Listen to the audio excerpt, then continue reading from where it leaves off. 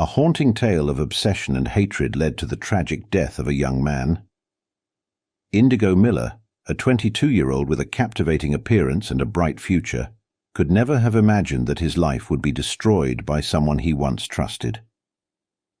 In August 2018, in the luxurious city of Houston, Texas, Indigo was found dead in his apartment, his head submerged in a toilet, with signs of a desperate struggle.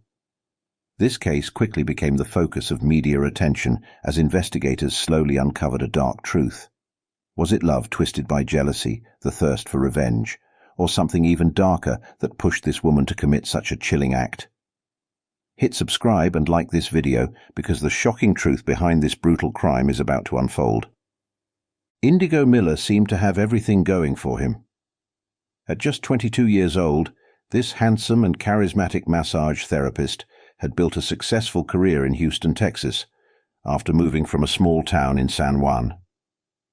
His good looks and magnetic personality made him a favorite among his clients, especially older women. Indigo had an uncanny ability to make others feel special, quickly earning him a dedicated and loyal following. However, Indigo's charm also led him into the world of sugar babies, where younger people enter into sexual relationships with older, wealthier individuals in exchange for gifts and financial support. Indigo had several sugar mommies, but his primary one was Bianca, a 53-year-old astrologist. While Indigo enjoyed the benefits of these relationships, they also inevitably brought complications and tensions. In the days leading up to his death, Indigo was excited about his future. He had recently received a generous gift from one of his clients, a Ferrari, which he proudly showed off to his friends. He was also planning a trip to Disney World with some of his friends, something he had been looking forward to for months. Indigo's social media pages was filled with posts about his plans, from pictures of his new car to countdowns to his Disney trip. Despite these complexities, Indigo remained optimistic and full of life.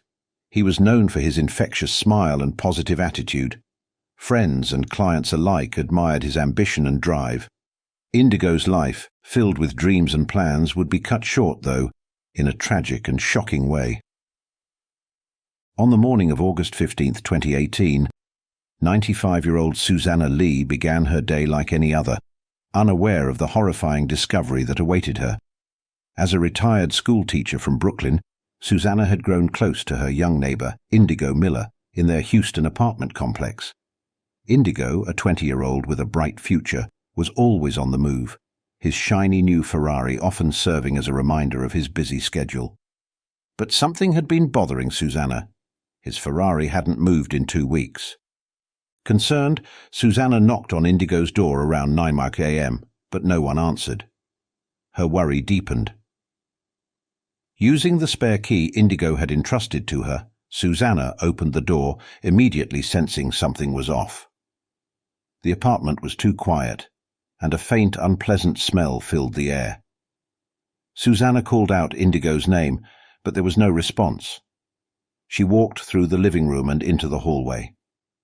Her heart raced as she called out Indigo's name. No response. Summoning her courage, Susanna ventured deeper into the apartment, her anxiety mounting with each step. When she reached the bathroom, she saw a horrifying sight. Indigo was lying face down in the toilet, naked. His head was submerged in the water and his body was limp. Susanna screamed and backed away, her heart racing. Shaking, Susanna ran back to her apartment and called 911.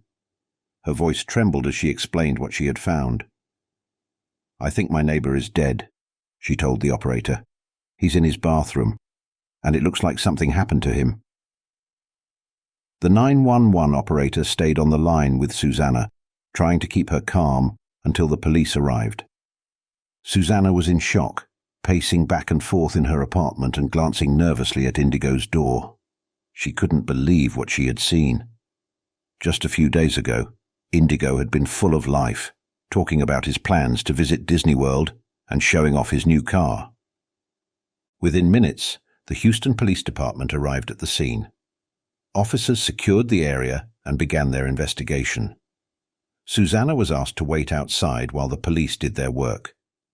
She sat on a bench, shaking and holding her head in her hands, trying to process the tragic event. News of Indigo's death quickly spread through the apartment complex. Neighbors gathered outside, whispering and speculating about what had happened. The local news soon picked up the story, with reporters arriving to cover the shocking discovery. Cameras captured the scene, showing the police presence and the concerned faces of the residents. Indigo's sudden and violent death left everyone in shock, especially those who knew him well. The Houston Police Department arrived quickly at the scene after Susanna Lee's 911 call on August 15, 2018. Detective Roy Johnson led the investigation. He was known for his attention to detail and had solved many high-profile cases. His partner, Officer Dahlia Hunt, was known for her sharp intuition and calm demeanor. As they entered Indigo Miller's apartment, the officers immediately noticed the eerie silence. The living room was tidy, with no signs of a struggle. A flat-screen TV was on the wall, and a few magazines, including the latest issue of PB, were on the coffee table. The apartment looked normal, but the unsettling smell hinted at something more sinister. Detective Johnson and Officer Hunt moved cautiously toward the bathroom where Indigo's body was found. The bathroom was small, with white tiles and a modern shower. Indigo's naked body was slumped over the toilet, his head submerged in the water. There were no visible signs of a break-in, and nothing seemed out of place. But the scene was disturbing. Indigo had been drowned. His head had been forced into the toilet, and there were bruises on his arms and neck, indicating a struggle. Detective Johnson noted the position of the body and the bruising pattern, suggesting that Indigo had fought back against his attacker. The bathroom itself was clean, with no blood or other obvious evidence. The investigation into Indigo's mysterious death began with meticulous precision. The police, led by Detective Johnson and Officer Hunt, meticulously combed through every inch of Indigo's apartment. They photographed the scene, dusted for fingerprints, and searched for any potential clues that might lead them to the truth. Among the items they collected was a set of kitchen knives, all accounted for. But it was Indigo's iPhone, found on the kitchen counter, that Officer Hunt believed might hold the key to unlocking this grim puzzle. She carefully bagged the phone, knowing it could contain crucial information about Indigo's final moments. Detective Johnson and his team wasted no time in interviewing Indigo's neighbors, including Susanna Lee, who lived just a few doors down. Susanna recalled seeing several of Indigo's clients come and go in the days leading up to his death, but nothing out of the ordinary. However, she did mention a brand new Ferrari that Indigo had recently acquired, a gift that had caught everyone's attention. The forensic team soon arrived, their expertise turning the apartment into a high-tech crime scene. They sprayed luminol to detect traces of blood, even in areas that appeared spotless to the naked eye. They meticulously searched for hair, fibers, and any other small evidence that could have been left behind by the killer. As the investigation unfolded, Detective Johnson began piecing together a timeline of Indigo's last hours. The pristine condition of the apartment and the absence of obvious evidence suggested a killer who was careful, calculating, and determined to leave no trace. Indigo's tragic death set off a complex and challenging investigation. Detective Johnson and Officer Hunt knew they were up against a cunning adversary. Their first lead pointed them to Bianca Lawrence, a 53-year-old astrologist with a larger-than-life personality. Bianca was a well-known figure in Houston, revered for her impressive client list, which boasted several high-profile names. Her lavish mansion, adorned with exotic crystals and zodiac symbols, was a testament to her success. But beneath her generous facade, Bianca was known to be possessive and obsessive, particularly in her personal relationships, traits that now placed her squarely in the detective's sights. As the investigation deepened, the question loomed. Could Bianca's darker tendencies have driven her to commit the ultimate betrayal?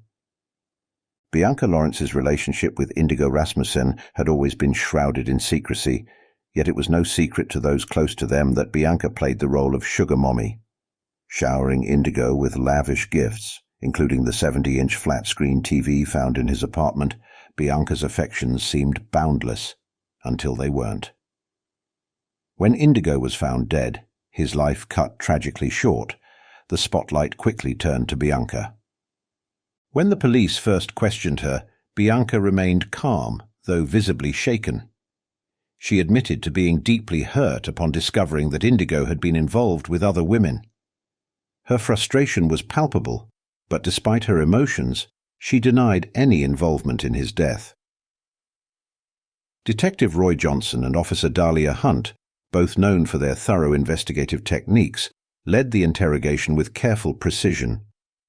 They asked Bianca about her whereabouts on the night Indigo was murdered, digging for any inconsistencies in her story. Like a typical Virgo, Bianca claimed she was at home alone that night, immersed in her usual routine of reading the latest issue of Astrology Today and meditating. She insisted that she hadn't seen Indigo for several days before his death, respecting his need for privacy, which she attributed to his Scorpio nature. But the detectives weren't convinced by Bianca's serene exterior. As the investigation deepened, so did the cracks in Bianca's story. The police uncovered a pattern of tumultuous relationships in her past, 3 failed marriages that all ended on bitter terms. Bianca readily admitted to her struggles in relationships, chalking it up to her moon in Cancer. Former friends and clients described her as both charming and controlling, a woman who could be fiercely loyal, yet suffocating. And when she felt betrayed, her Cancerian jealousy could become overpowering. During the interrogation, Bianca's calm demeanor began to crumble. As the questions became more probing, she grew defensive, even agitated. She accused the detectives of targeting her unfairly because of her wealth, her high-profile lifestyle, and her unwavering belief in astrology. Still, Detective Johnson and Officer Hunt pressed her, determined to uncover the truth behind Indigo's death. The investigators meticulously sifted through Bianca Lawrence's phone records, and what they found painted a portrait of a deteriorating relationship with Indigo. In the days leading up to his death, Bianca's communications with Indigo alternated between affection and a much darker tone, filled with desperation, accusations, and increasing hostility. It was clear Bianca was losing her grip on Indigo, her control slipping away as he distanced himself. Despite this evidence of her unraveling emotions, there was no direct link between Bianca and the crime scene, leaving the police short of the solid proof they needed to make an arrest. But Bianca was not the only suspect caught in Indigo's complicated web of relationships. The investigators soon turned their focus to another person of interest, Mina Green. A 58-year-old Australian millionaire with a tainted past, Mina had fled her home country after a scandal erupted involving her restaurant's illegal exploitation of asylum seekers for near-slave wages. In Houston, Mina maintained her glamorous lifestyle and developed a close and ultimately sexual relationship with Indigo. She showered him with lavish gifts, including the Ferrari that now sat idle outside his apartment. When the detectives questioned Mina, she was cooperative but guarded. She openly acknowledged her romantic relationship with Indigo and expressed genuine shock over his death.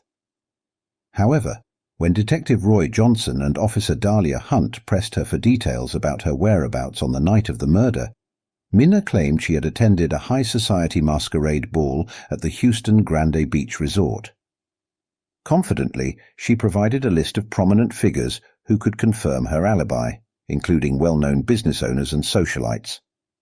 Despite her composure, Mina's attitude shifted when the detectives probed her knowledge of Indigo's other romantic involvements.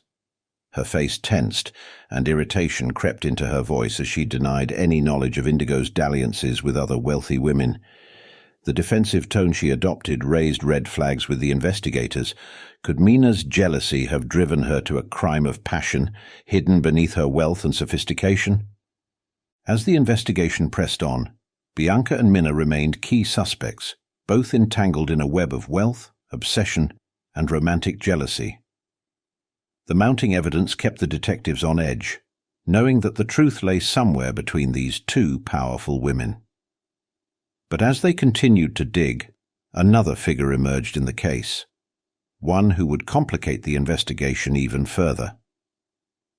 The third suspect was Fletcher, a 21-year-old rival of Indigo's, who had made a name for himself in Houston's cutthroat world of sugar babies.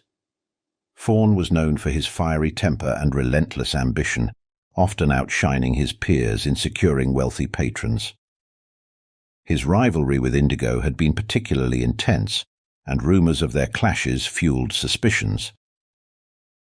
Fawn was brought in for questioning shortly after Indigo's body was discovered.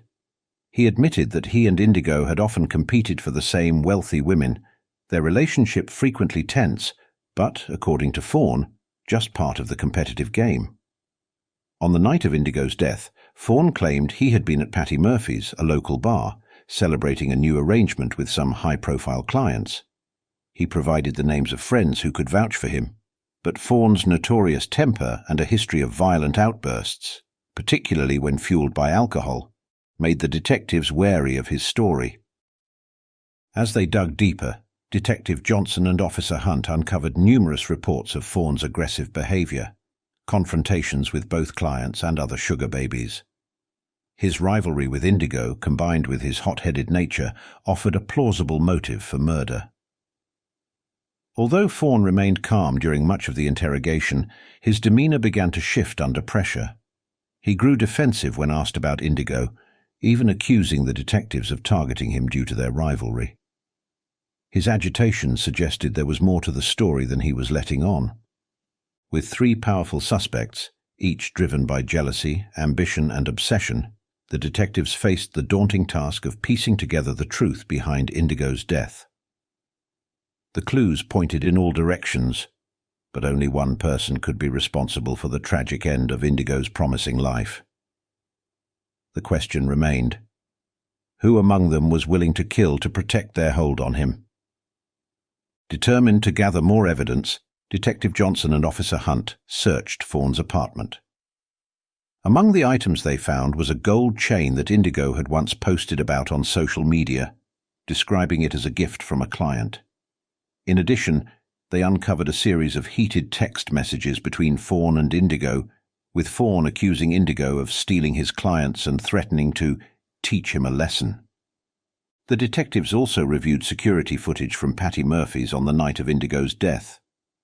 While the footage confirmed Fawn's presence at the bar, there was a 2-hour gap where Fawn was unaccounted for, a window of time that could have allowed him to commit the murder and return to the bar unnoticed. Despite the mounting evidence and Fawn's suspicious behavior, the police still lacked definitive proof linking him directly to Indigo's murder. Nonetheless, they kept him under close surveillance, hoping for a breakthrough. That breakthrough came on August 24, 2018, 6 days after Indigo's body was found. On a sweltering day with temperatures in the mid-90s, Detective Johnson and Officer Hunt received a call from a local pawnshop owner. While conducting inventory, the owner had come across a gold bracelet inscribed with the initials JAR. The bracelet had been pawned 2 days before Indigo's death. Intriguingly, Indigo had posted a picture of the same bracelet on his social media, claiming it was a gift from a client. The detectives wasted no time. They immediately headed to the pawnshop on 5th Avenue South, a bustling area filled with shops and restaurants. Upon reviewing the records, they confirmed that the bracelet had been pawned by none other than Fletcher. Confronted with this new evidence, Detective Johnson and Officer Hunt brought Fawn back in for questioning. This time, when they presented the pawnshop records, Fawn's confident exterior crumbled. He became visibly nervous, stumbling over his words as he tried to explain why he had the bracelet. Fawn claimed that Indigo had given it to him as a gift, but the police were skeptical, especially given the contentious history between the two. With Fawn now squarely in their sights, Detective Johnson and Officer Hunt pushed forward, determined to uncover the truth and bring Indigo's killer to justice. Detective Roy Johnson and Officer Dahlia Hunt took their investigation to the next level by reviewing security footage from the pawnshop where Indigo's gold bracelet had been pawned. The footage unmistakably showed Fawn entering the shop and completing the transaction. The timestamp aligned perfectly with the transaction records, leaving no room for doubt about Fawn's involvement. With this evidence in hand, the detectives re-examined the security footage from Patty Murphy's bar, where Fawn had claimed to be on the night of Indigo's murder. The footage revealed a crucial gap. Fawn had left the bar for 2 hours, giving him just enough time to commit the crime and return unnoticed. The bracelet, the threatening text messages between him and Indigo, and the suspicious gap in his alibi painted a clear picture of Fawn's possible involvement. Confident they were closing in on the truth, Detective Johnson and Officer Hunt presented their findings to the district attorney, who agreed that the evidence was compelling. But as the investigation progressed, it wasn't Fawn who became the primary suspect. On August 28, 2018, the Houston Police Department made a breakthrough in Indigo Rasmussen's murder case. All clues pointed to Bianca Lawrence, a 53-year-old astrologist with an extravagant lifestyle and powerful personality. Though Bianca appeared charming to those around her, investigators uncovered a darker side, one driven by obsession and jealousy, particularly in her personal relationships. Bianca had been furious when she discovered Indigo had been seeing other wealthy older women and receiving expensive gifts from them, including a Ferrari from Mina Green. Her jealousy and rage boiled over on the night of August 1, 2018, when she confronted Indigo about his new car. An argument erupted in his apartment, and in a fit of uncontrollable anger, Bianca forced Indigo's head into the toilet, drowning him. She left bruises on his arms and neck from the violent struggle, and to further humiliate him, she stripped him of his clothes to stage the scene as an accident. Through witness statements, security footage and forensic evidence, Detective Johnson and Officer Hunt pieced together Bianca's involvement. Her initial alibi, claiming she had been at home reading Astrology Today, unraveled when phone records placed her near Indigo's apartment at the time of the murder. Forensic analysis of her clothing revealed traces of Indigo's blood, directly linking her to the crime. On the morning of August 28th, the police stormed Bianca's grand mansion, which was adorned with astrological symbols and crystals. Bianca, caught off guard, watched her confident facade crumble as she was handcuffed and led away.